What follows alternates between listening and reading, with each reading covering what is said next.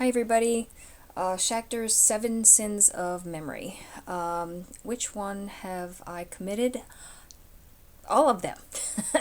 As I'm going down the list and I was reading all my notes, I'm like, yep, did that, yep, done that. Here's some examples though. Blocking.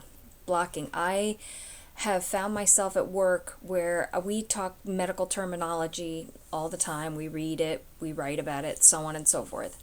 And I will get to something and completely blank on either what system I'm talking about or something along those lines.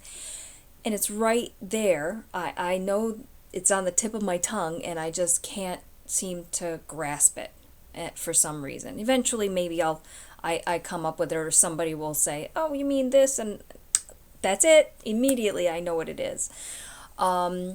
The other one that gets me is persistence. I have had a time where I'll have like a string of time where I'll have this one particular song in my head. I work by myself. I work remotely. So I have a lot of alone time. So songs, I get these earworm songs in my head that I'm not even sure where the heck they come from, but they're there and they just won't shut up. I literally have to sit there at my yelling at myself at my desk, stop this song, please stop this song. And of course it shows back up again, and sometimes I can get rid of it, but that's another one. Suggestibility. There's a funny story.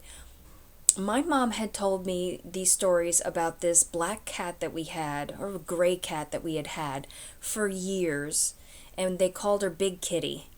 And she'd tell me stories about me and Big Kitty when I was a baby and being around this big fluffy cat all the time, and how, I would always pet its fur and blah, blah, blah, blah.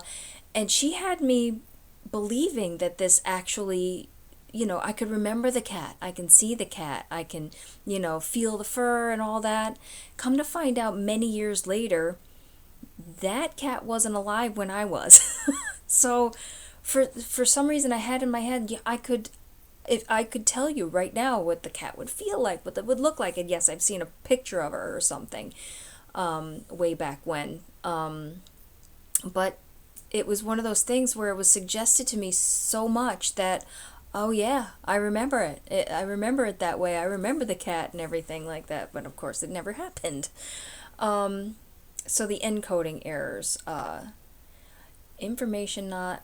You know what happens when I have my encoding errors? It is when a few things happen. When I am completely externally distracted, I have noise around or something that's constantly,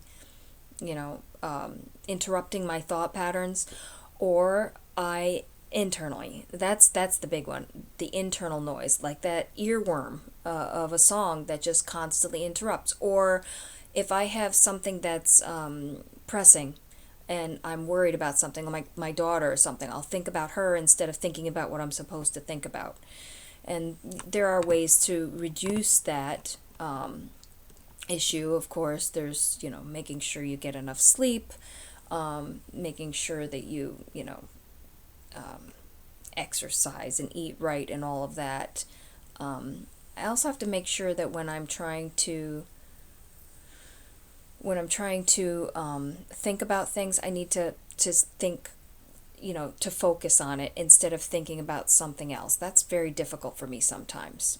And it's also a good point to make things interesting when I'm trying to memorize something that I just really have no interest in. If I do that thing that the guy on the TEDx had said, and make it a little outrageous in my brain, then maybe I can remember things better. But that's my story on memory and the sins. I got them all. Thanks, everybody.